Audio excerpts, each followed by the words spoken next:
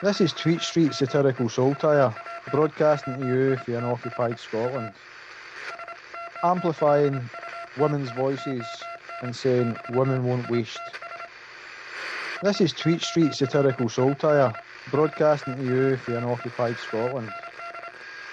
Amplifying women's voices and saying women won't waste.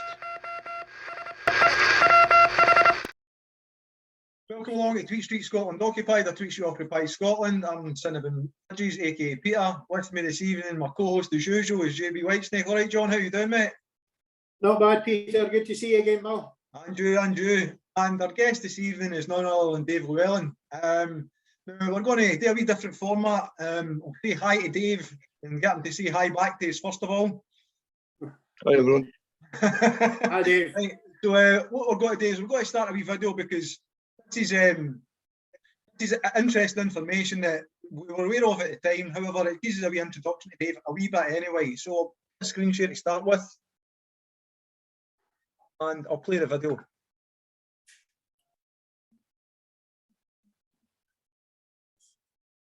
Oh, hold on. We'll not play the video now because I need to share the sound first. Share the sound.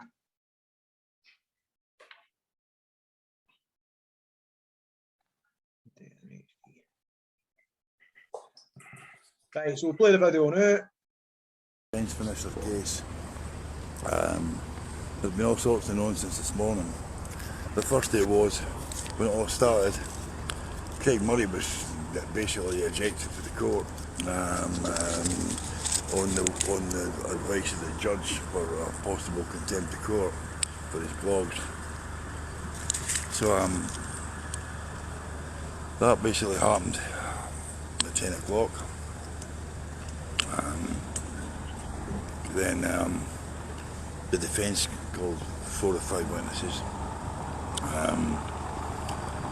The prosecution have done slightly more cross-examining this morning, but the case is now over. The last sort of half hour there have been legal arguments. Well, the jury's been sent away. The judges asked the prosecution and the defence how they want to play it with their final speeches. It appears like I thought that the prosecution were going to try and play Moore off because they don't have any corroboration. Is now the prosecution now put up to the judge what he thinks or what he says is corroboration of five facts.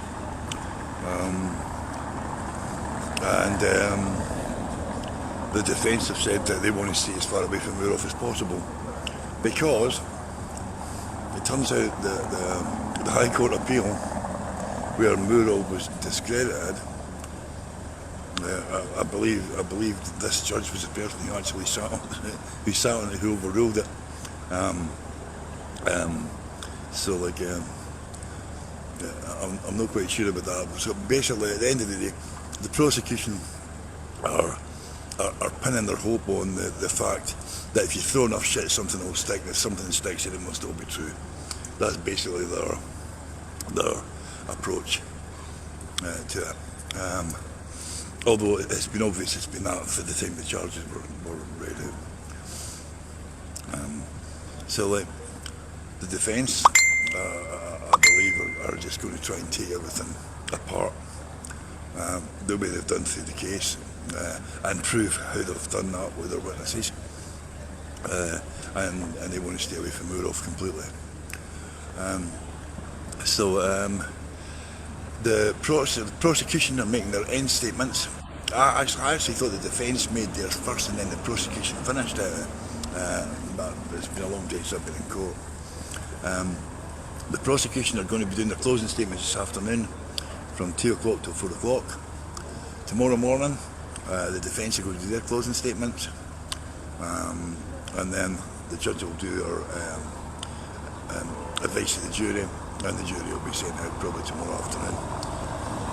So it's going to be a little bit longer than we thought. The deck and closing statements are going to take about 2 hours each. But the big news is Craig. Basically, they believe that his blogs actually have been condemned to court,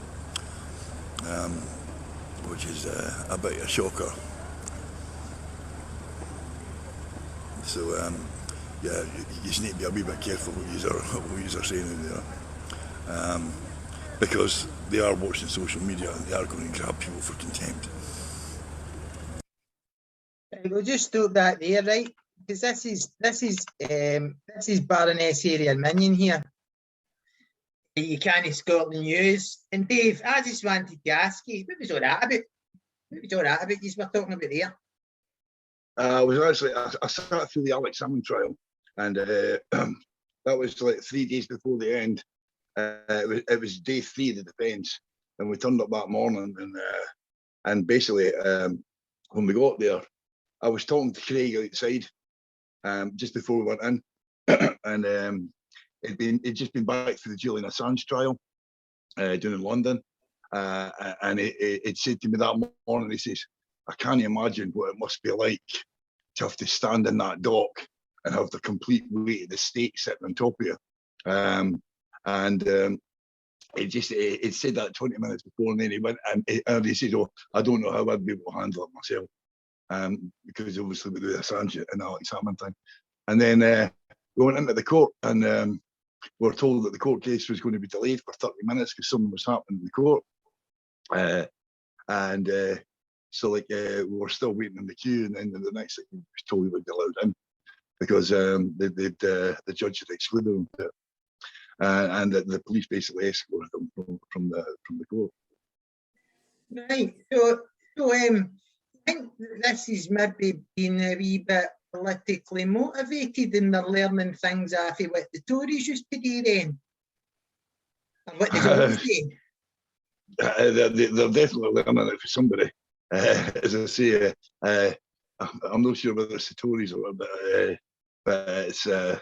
it's shocking the stuff that's going on. I mean, but although in saying that, I mean, when I was standing out, I said at the time, I said that the judge in the Salmon case had been scrupulously fair all the way through, and I was absolutely shocked then the way that she turned on Craig Murray during his case.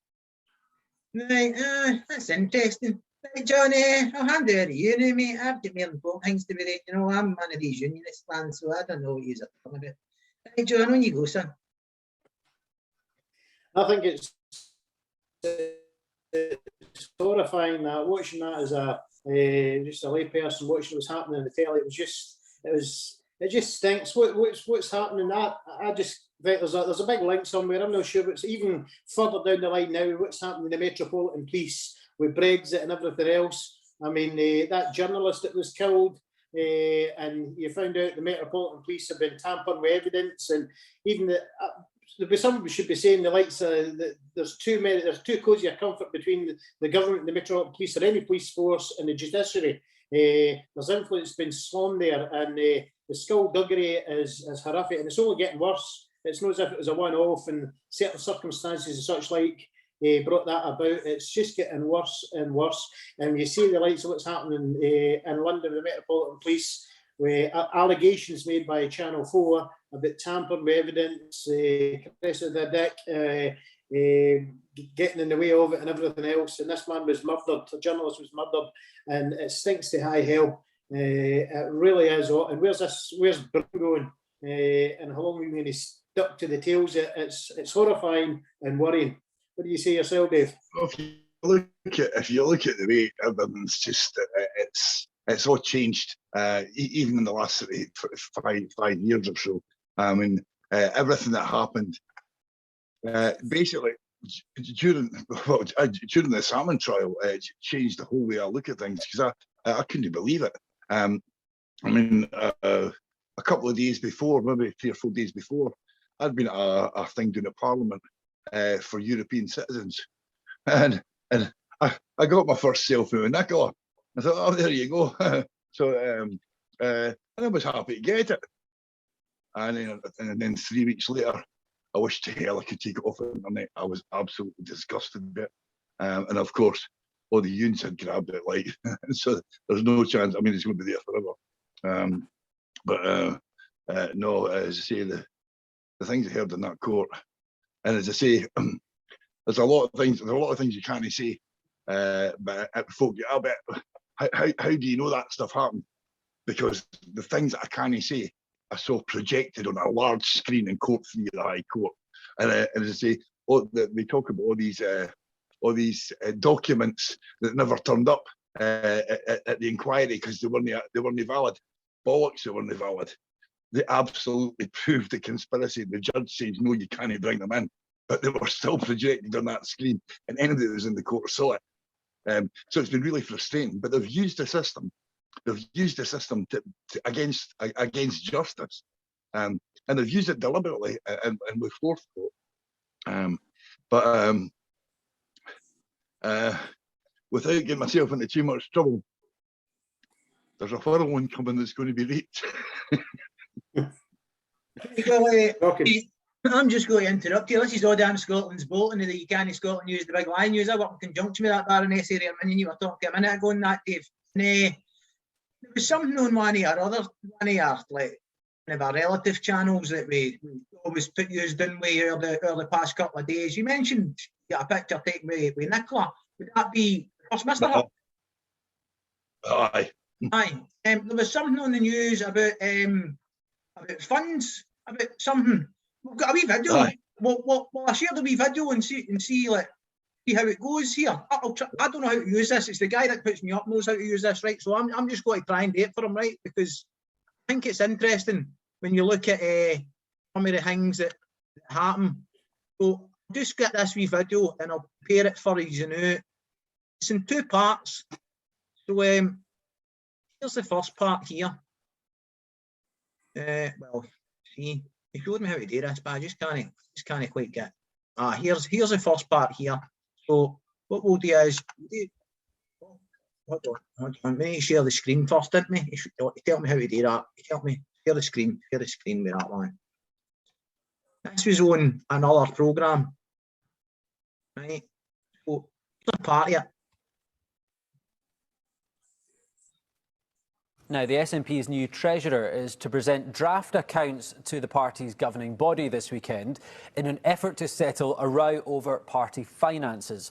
Police are looking into a complaint that hundreds of thousands of pounds of donated money, specifically for another independence campaign, may have been misused. Nicola Sturgeon has insisted that no money has gone missing and that every penny will be spent on Indie Ref 2. Here's our political editor, Glenn Campbell.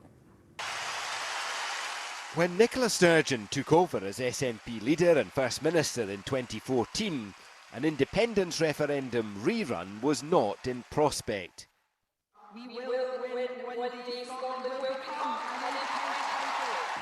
Within 3 years after the Brexit vote, she would be demanding Indie Ref 2. To help fund a new Yes campaign, a party website invited donations to be earmarked for this specific purpose.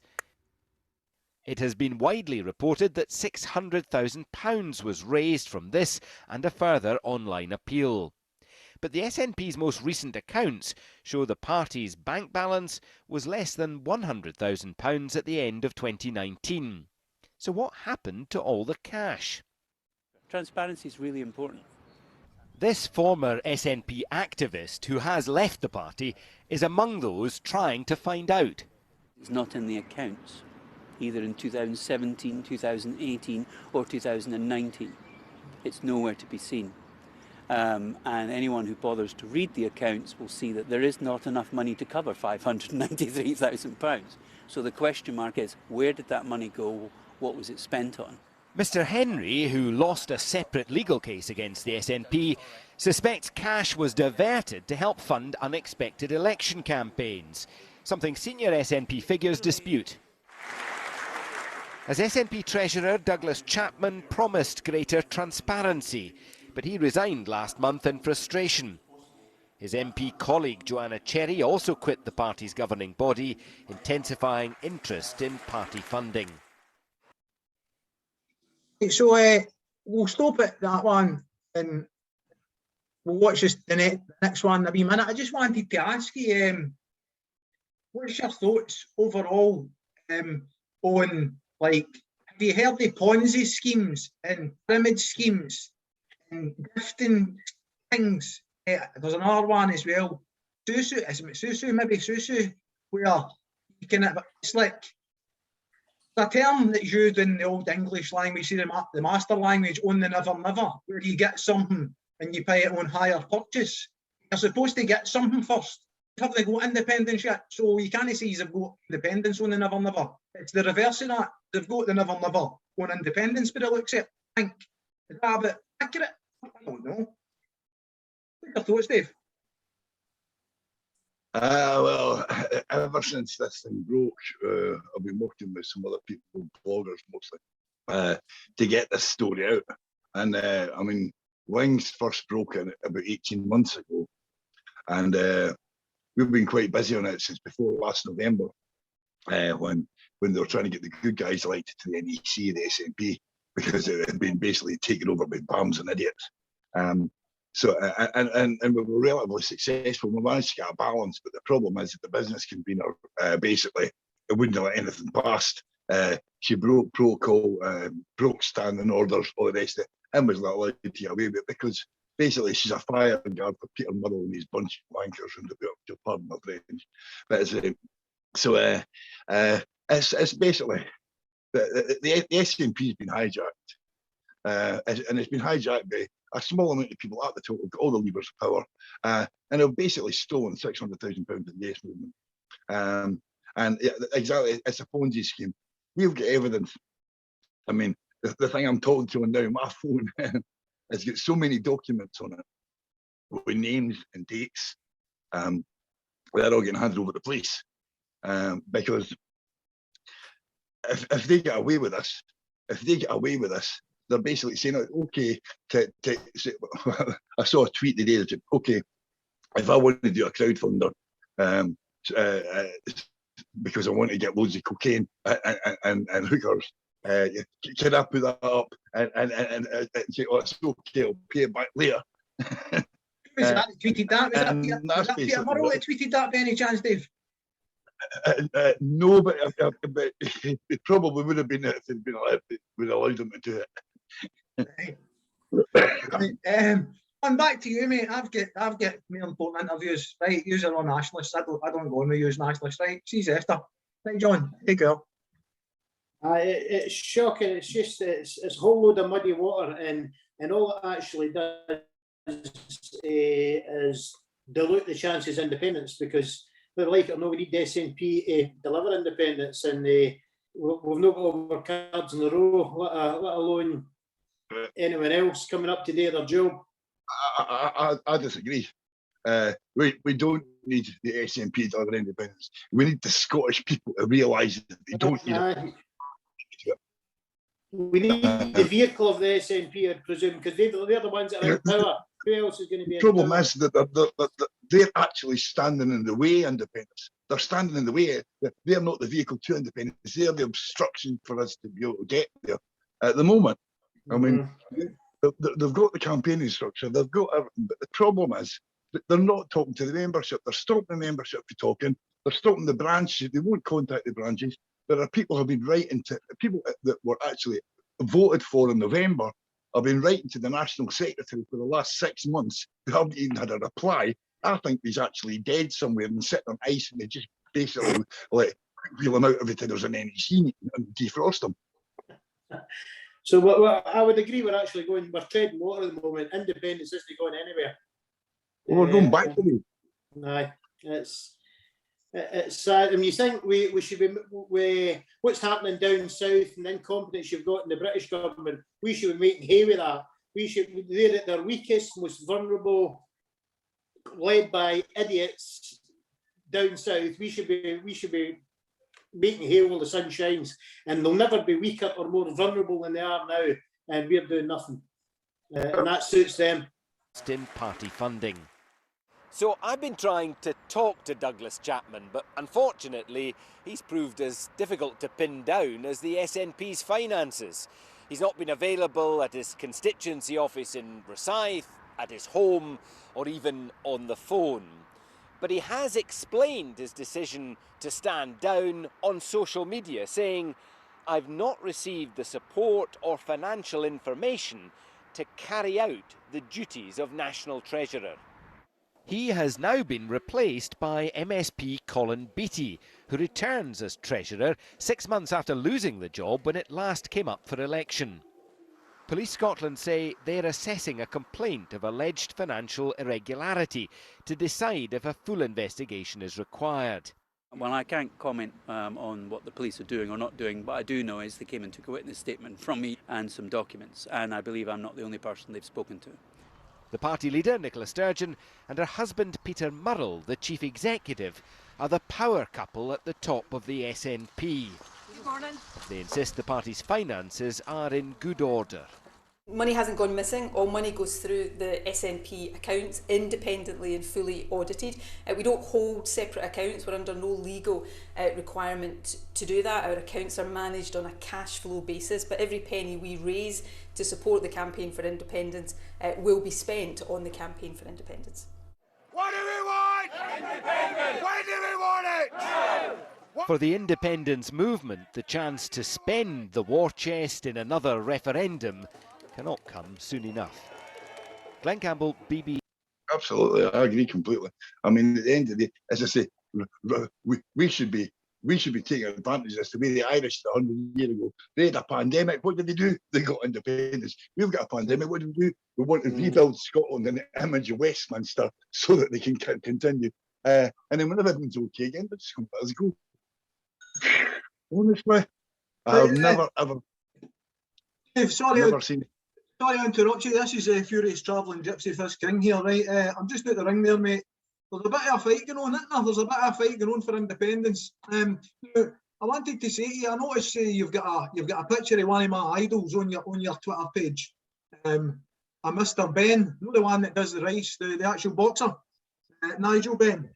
Absolutely. You obviously like a wee bit of boxing and stuff like that. If you share pictures like that, Nigel Ben, what was your attraction to him? What did you think was so good about him? In spite of the fact that he lost to Eubank twice, his first fight with Eubank was the best fight I've ever seen, and I thought he should have won it. As I say, like it was mostly heavyweight boxing I watched, but the Ben and Eubank era was amazing. I got into some of the lower weights then. Well, to the darkness, he was my inspiration. That's who got me into boxing to the degree I got into it, Dave, you know. So we've got a mutual affiliation with him, man. It was a terror in the ring. It was. I hate mentioning the Gerald McClellan fight because of the tragedy that occurred to Gerald McClellan. However, that showed me as a man that when he was punched through the ropes in the first round and he got back up and he fought his heart out and he get knocked down again, it still didn't stop him. Now I think that Scotland is, although I work with these Muppets here, you know what I mean, I'm one of these independence for Scotland numbers, you know what I mean? And I think you're right in what you said. It's the people independent, it's the people of Scotland that should be pushing for independence. The vehicle seems to be a wee bit broke down at the side of the road. It's the people that have got the right and the sovereign right to go and push for it. As you said, in Ireland, they used the pandemic, gained their independence. Yep. In Scotland, we seem to be and felt that, well, no, we need to recover in a union. No, I don't agree with that. I would fight my way out a wet paper bag to prove it. Right, John, I want to pass it back to you. I need to get back in here, mate, all right? Yeah. Dave, what's your opinion on what's happening down south with Boris Johnson, the latest revelations about what he was saying about his own health secretary and what's basically going on down there? Is it no laughable? Honestly, it's turning into an absolute Ealing comedy what's going on down there.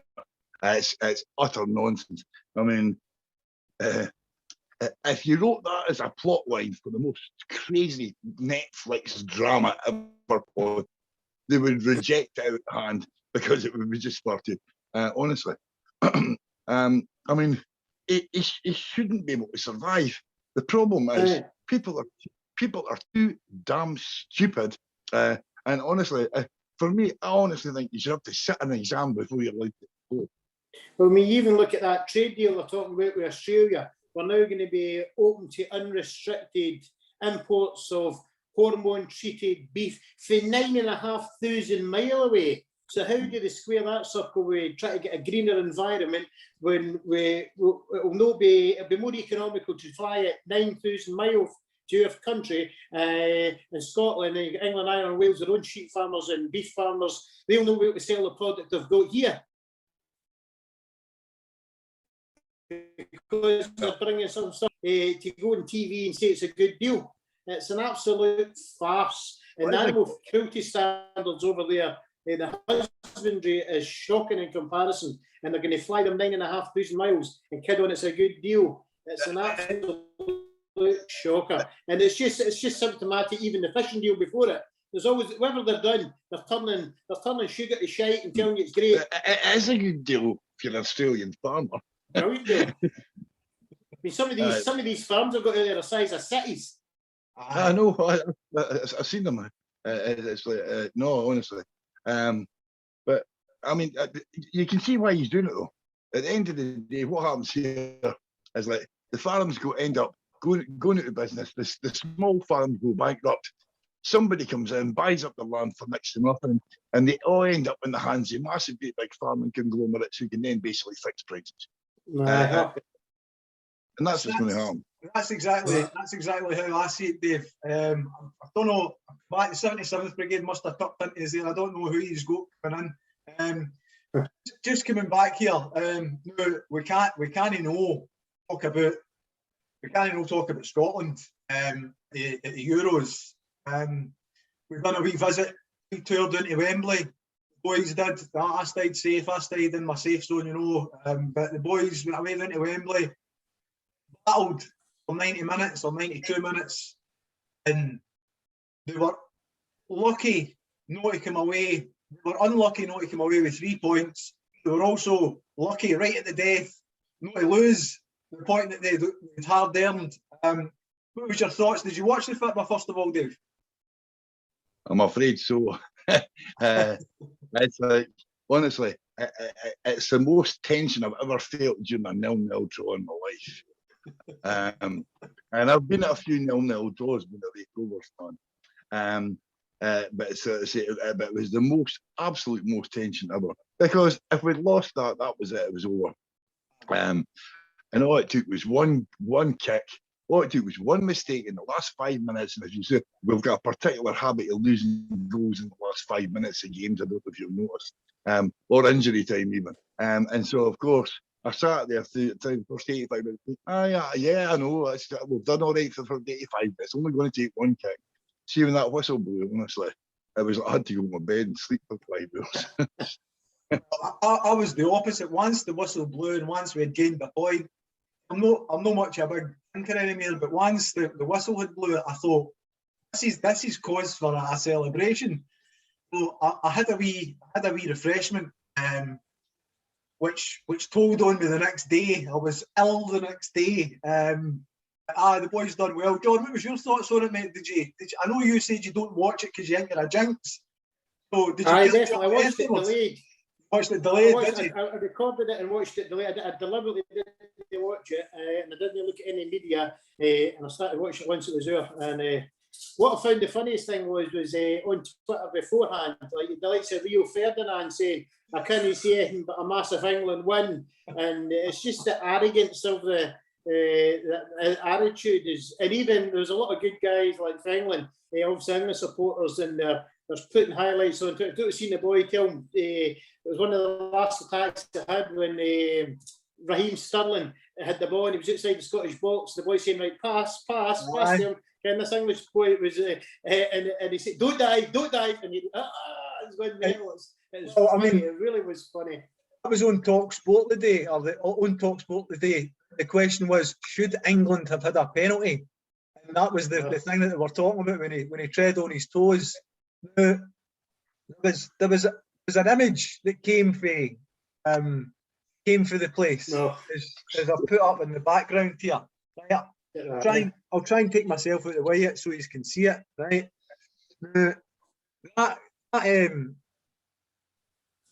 Sorry. show me a midden with two arseholes, and this is what returns.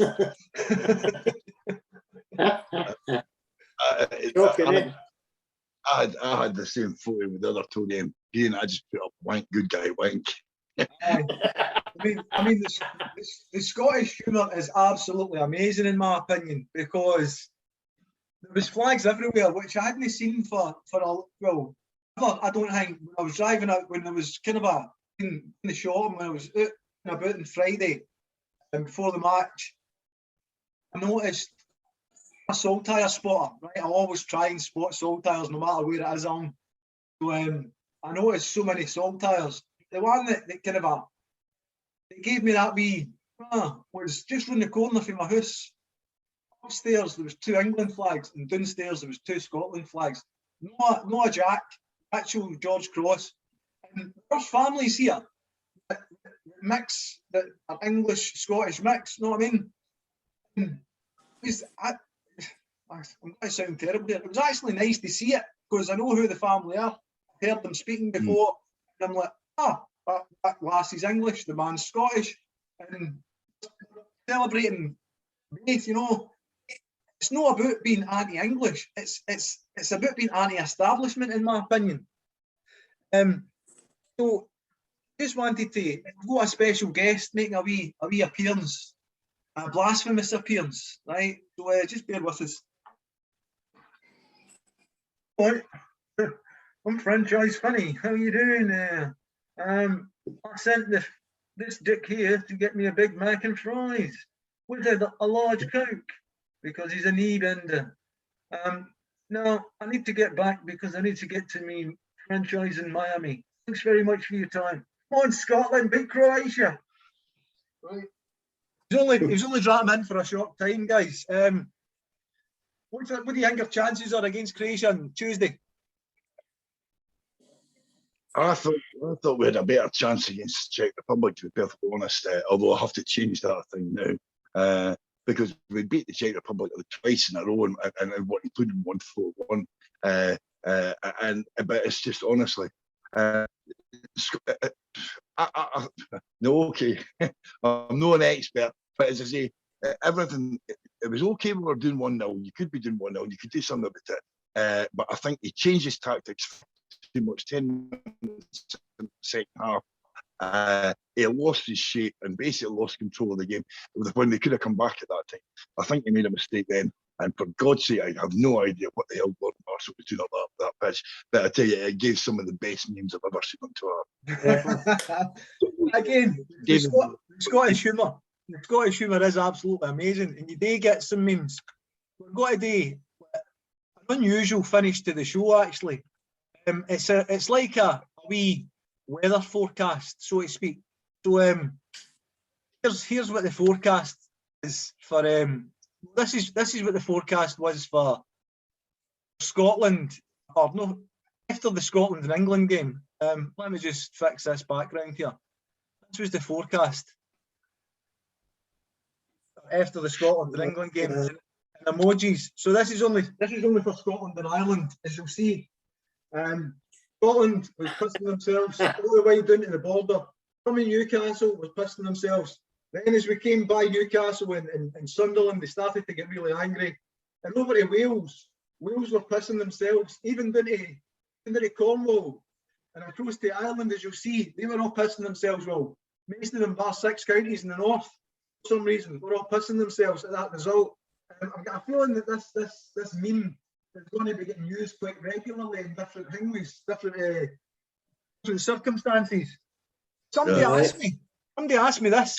What about the rest of the world in Europe and what have you? And I was kind of I would suppose that everybody was the same in that respect. So we're going to finish up with having a look at how the world received that game on Friday. What their reaction to it was, once I can find the background for it, because this is the thing about trying to do this. I set it all up, and I'm like, it should be there. Where is it? Of course, I've not lifted it onto the backgrounds for some reason. I've got everything else. We can't do the world, so I'll edit that in at the end. Final word for yourself, Dave. On you go, mate. what are you hoping to see as far as the political scene for Scotland over the next 6 to 12 months? 6 to 12 months. Well, I don't want to see a country that jail journalists for a start. So I'm hoping that's going to change. And I think it's criminal to go to the Supreme Court in England to get justice in a Scottish court, but apparently that's what to do. Political-wise, we're in the doldrums. Nothing's going to change. Nothing's going to change unless all this money thing comes to bite Murrell in the arse and him and his sidekicks go. Then there might be a change at the top of the SNP. If there's no change at the top of the SNP, we're stuck here for 5 years, and we're going to be doing the same in 2026. We'll be saying, "Oh, vote for us for independence," and of course they'll go, "Nah, okay." That's a very good summation. John, mate, what do you see for the next 6 to 12 months? Well, I'm pretty pessimistic myself as well. And you're saying another 5 years. I can't be saying in 5 years' time again, vote for the SNP for independence, because it's not going to wash. They can't be telling us in 5 years' time the same old shite that they've already told us the last 3 elections as regarding independence. So it's diminishing returns, and I think Sturgeon and all that know that. They're no stupid people. They're smart enough to know that it's diminishing returns. So they're between a rock and a hard place, and time's running out. But the annoying thing is, for people like them who are well off and can afford to live, that doesn't bother them. But there's lots of people in Scotland who can't afford Brexit, who can't afford Scotland not to be an independent country. Those are the people that are going to suffer under the English nationalists who are running the British government. They're going to grind us into the dirt while our Scottish government sits and does nothing but prognosticate when it suits them. I mean, even I sent a tweet to Blackford when he was in the House of Commons there, and I was basically saying, Ken, you're not going to gaze any more rubbish about Scotland will not be dragged out against our will and all this, and talk about he was talking about the farmers, Scottish farmers getting shafted by the Australia deal. Because basically, I'd rather more honest and say, it's a joke, and admit they're powerless to do anything about it. They get more respect that way, rather than telling us we're not going to do this, this is not going to happen, that's what, and then it happens. It just makes them look stupid. Blackford should turn around and say, we're not going to be dragged out of the UK without our consent, and they'll kick it out. Aye, reverse psychology. On that note, I just want to finish up by saying there was a cracking podcast today through a Scottish Prism. I think the guest on there was quite a few guests, but this Alf spoke really well. Does the two old heads get anything coming in the near future, Dave? We're basically going to be doing a sort of three-piece thing with Dr. Jim Walker, the economist, and newly winner of the Ascot Gold Cup the other day. His horse won the Ascot Gold Cup. So never told you about either 13-2 at one pass. So we've got him on these shows. One dealing with pensions, one dealing with currency, and one dealing with economy. So that's going to be happening over from a week on Tuesday. The first one will be out the following weeks, and we'll have wee speed dials going in or whatever, so it comes up. The speed dials are only about 20 minutes, but we go in depth in the proper shows. I look forward to it, because I think it's at the time we all come under the one banner for free Scottish media, for people who are aware, who have got their eyes open, try and open more people's eyes, because carrot dangling doesn't last, or it does last, and it will last forever. You can buy a torch to see in the dark. You don't eat carrots all the time. And on that note, I just want to say thanks very much from Tweed Street Occupied Scotland to Dave Llewellyn for joining us. From myself, Cinnamon Bridges, from my co-host JB Whitesnake. Thanks very much, guys. That's us for this evening. I'll get the recording done, Dave, and I'll send you a copy for viewing. If there's any you're no one in it, let me know straight away, and I'll edit it before releasing onto the YouTube channel, mate. All right? No, thanks a lot, guys. Thanks very much. No problem, pal. Right, JB, thanks very much, and I'll catch you later, boys. All right? Okay, guys. Thank you. Yeah, Take care, guys. Bye-bye now. Bye-bye.